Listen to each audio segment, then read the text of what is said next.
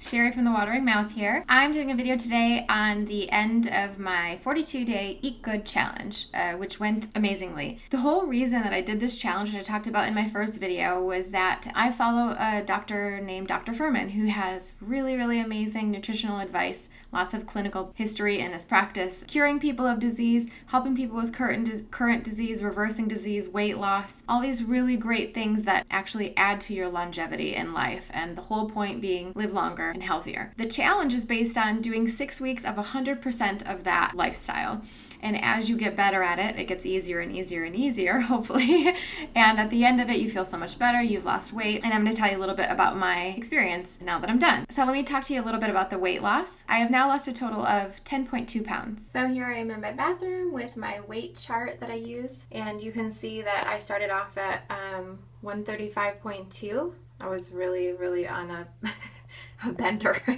And I tried to lose some weight pretty quickly, and as the 42 days went on, I ended up at 125.0, and that's where I am right now. I want to be clear though, I didn't always have like a linear progression. There was a time where I got down to like this 127 area, and then I went back up to 128 for a while, and I was just waiting to lose it again.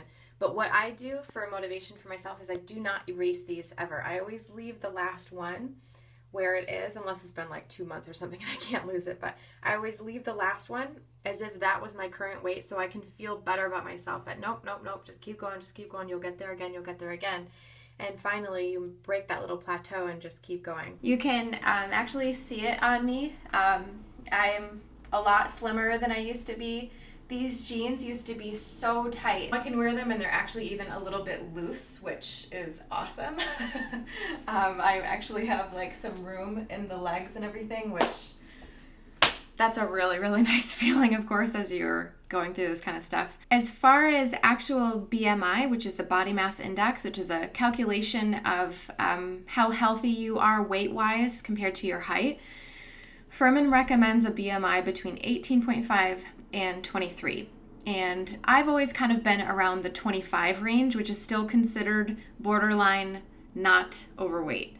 But I always slip to overweight and a little bit under that, throughout the years. And in one of his recent books, he talks about how you should always be below 22.5 if possible and above 18.5. So at this 10.2 mark loss for the challenge, I am actually at 22.5 now, so I'm really excited because I'm within guidelines by Furman. My goal weight, you actually do the calculations, 18.5 to 22.5 BMI. For me, my height is 5'2.5". The half is very important. My goal weight is between 105 and 125. So I'm at 125 right now, which is the very top of where I want to be. I could go down to 105, but I'm kind of thinking more 110 to 115. That's my goal weight. And that's the kind of thing, of course, that we always want to be maintaining for the rest of our lives. So we'll see what happens as I continue on this journey. The exciting thing for me is that about a week or two before I finished the challenge, I decided I actually wanted to do more. I wanted to keep going. I think people typically have this feeling on it because they're starting to make all these wonderful changes in their life and they don't want to let go of the progress they've made. So I actually decided a couple weeks ago that I'm actually going to do another 4 weeks of this challenge. We'll see what happens as I go through that. I'm probably just hoping that this is going to keep going to where I kind of eat this way 95% of the time, and then, every once in a while I have a different meal. But the problem is the slippery slope, right? So as soon as you start to add back little things that are like the old stuff you used to eat, it gets worse and worse and worse as you go. So I'm trying to make this more of a long-term, maybe a challenge every other month or something like that. We'll see what happens for me to stay on it. But as I'm talking about that slippery slope of going back into old patterns, it's really important to know yourself as well. And me personally, I have some addiction in my family history, and I know that I really do think that I am a bit of a food addict. I might have a little bit of addictive tendencies when it comes to food, and I always have. So for me, having these guidelines about what's healthy, what's going to be the most longevity producing diet, the kind of lifestyle that you're going to have, that to me is kind of the key there. So as long as you can find the things that work for you to keep you on that, you stay a lot healthier for the long term, and that's what I'm really going for, is like long-term health, right? Aren't we all? The other reason that I'm doing the another 4 weeks is that I'm actually going to meet Dr. Furman, possibly even next weekend, which is really exciting for me. He's basically my biggest idol. He's really changed a lot of things in my life, and he's changed a lot of other people's lives as well. And I actually might be able to meet him a couple times over the next couple of weeks because of the book tour he's sort of doing for his new book, The End of Heart Disease, which, by the way, fantastic book if you haven't read it. End of Heart Disease, so good. So as you work through this kind of a challenge and you work through the things in your mind of what makes it difficult for you to lose weight or to stay on a healthy path, you get over those humps of the difficulty of the cravings, the getting over using so much salt and oil, having more fiber, that kind of stuff. And once you make that progress, you really don't want to backslide. So I'm going to work really hard to keep going on this. I want to talk a little bit about the cravings. I want to talk a little bit about the salt and the oil. So as far as cravings go, I've noticed this several times. This is the third time I've done this challenge now. Every time I do this challenge, the cravings go away. I'm not going to say they completely go away. The way I'm going to describe it is really kind of weird, but you have to imagine your craving as like a little animal or something. And this animal like just is always pawing at you like, hey, pick me up, pet me, right? Like do the thing I want you to do. Eat the ice cream, eat the Doritos, eat the macaroni and cheese, go out for pizza, whatever it is. You imagine this craving as like a little animal. But as you start to get through these this challenge and as you start to change these habits within yourself, it's as if you're taking that little animal and putting it inside of a box with holes so it can still breathe, putting it inside of a box, closing the box, and like just kind of leaving it over there. The difference between what it was like before and what it's like now is, for me, I always get cravings every day. That doesn't go away. But the craving is now like in a box over there. And I can kind of hear it pawing a little bit like, but I can just focus on what I'm doing, keep going, and let it go.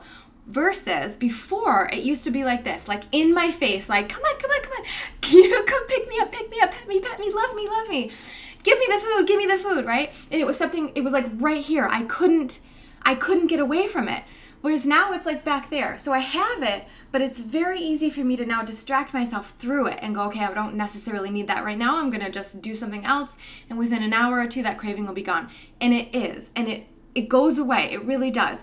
There's some days that I can't get past it. Like say I go to a market and there's really awesome food there, or I end up going out with some friends or something like that. So you do have to sort of change your social interactions. You have to really plan ahead for what you're going to be doing. Make sure you're full when you go out, things like that. So it is a big lifestyle change because you have to think about so many things. But once you get through that, you don't want to backslide. You don't want to go back to the way you used to be because you feel so much better this way. And in that vein, you sort of find new things to crave. So I found really great tools for me. I love nice cream now. I made up a vegetable smoothie that I use whenever I need it. And getting all that fiber as well really helps too, having these massive salads and stuff. So finding those tricks that work for you. I want to talk a little bit about the salt and oil part of this lifestyle because there is no salt or oil allowed, which is, for people, when they first hear of it, they really think it's super extreme. They're like, I could never do anything like that. And that's how I felt too. After I read the book the first time, Eat to Live, it took me about 3 months to really like get my head around, okay, I'm going to try this. But that was a long time for me to work through that, just even that mental idea of trying to cut back. But now that I'm on the other side of it and I understand what it's like to be past it, it took me 3 years. Like this is 3 years later now. I first did the challenge in June of 2013 and here it is June of 2016. So it's been 3 years and it took me that long to sort of get through those mental things and this stuff. So as I'm going and working through these things, here's how you get off the salt and the oil. You have to know, and this is 100% true, your taste buds will change. The thing is you're completely desensitized right now because you're getting too much salt and oil in the things that you eat. If you have a regular American diet or even if you just eat at restaurants and things like that, you're always getting way too much salt and oil. The American Heart Association's dietary recommendations for sodium are about 1,500 milligrams per day. Furman recommends 500 to 1,000 per day. That's a very low number. The typical American gets like 4 to 6 times that. They're getting like 3,000, 4,500 milligrams a day, which is way too much salt. Totally unnecessary.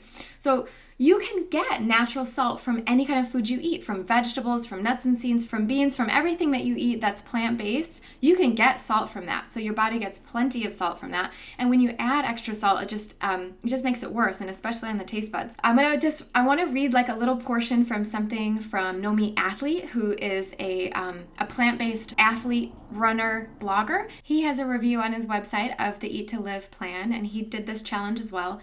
And I want to just read what he said about the salt part. part. He says, not adding any salt is really tough. In fact, not being able to add salt just about ruins the experience of eating for me. Nothing tastes like anything, and Mrs. Dash is a poor substitute. I find myself getting depressed around 3 p.m. when I think about dinner and remember that it's going to taste like air until my taste buds adjust, he says, I hope.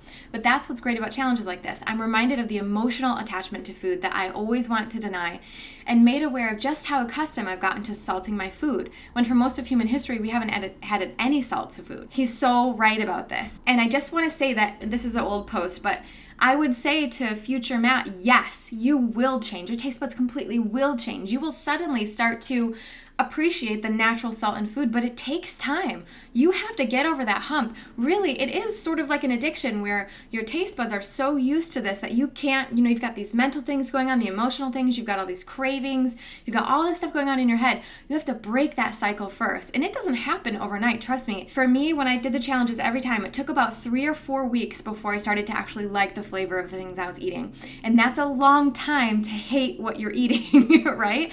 But that's breaking addiction. As you get through that, you start to appreciate it more. It starts to be easier, but it takes time. I mean, you've had your whole life to build up these habits of salt and oil. It's not going to happen overnight, but it really does happen. As I said, the first 3 weeks of this challenge, this change that you're making are key, 3 to 4 weeks. And once you get past that, it's so much easier and you start to really appreciate it and understand a lot more things about food. You also, side note, start to realize that not every single meal that you have has to taste like macaroni and cheese or has to taste like a cheeseburger or something like that. This isn't saying that because you're not having every single meal taste like a cheeseburger that you're missing out on life, because that's not true. Once you adjust, and I just said this on my Snapchat the other day, once you adjust, those meals start to taste just as good as the other meals. And I'm not like exaggerating. You start to have those feelings of, oh my gosh, this is incredible. I love this meal. But you'll never get there unless you try, right? So the things that have worked for me on this challenge are the things I've talked about before in blog posts. I have a couple blog posts I'll link in the comments below this video. I love not having to think about what to make or what I'm going to eat. So I try to use the meal plans that Furman has. There's so many of them. So cooking every few days and making a plan, it's been a godsend for me. And that's the only way that it works for me is if I cook every few days. I make sure I have food in the fridge that's going to go bad if I don't eat it. So it's pressuring me like, you have to eat it or you'll waste your money. That helps. And also, I think one of the biggest things is having the knowledge in your head. So you really have to fuel your brain with the reasons why it's so important. That's why reading the books, that's why watching documentaries and everything is so important. And for me, that's been invaluable. I've been listening to audiobooks this whole challenge. I listened to The End of Heart Disease by Furman. I'm also listening currently to The End of Dieting. I always read sections of Eat to Live every few days so I can just review and keep it going in my head. It's really important, and that's what the commitment is. That's how that's how it works for me anyways. That is the recap of my challenge. If you're interested in doing something similar, I will be putting together a plan very soon for people to follow along with me. I'll be doing the challenge again soon. I'm actually on it again currently for the next 4 weeks, but I'm going to keep studying, keep practicing, and keep getting some more information about how to make it easier for you as well at home. Thank you so much for watching. Please follow me on Snapchat. It's the one place where I post all of my live daily videos about what I'm eating, what I'm making, tips, and stuff like that. Also, sign up for the email newsletter on my website. I have a free e-cookbook there. Make sure you subscribe on YouTube. I would really appreciate it. Thank you so much for watching, and I'll talk to you guys soon. Bye!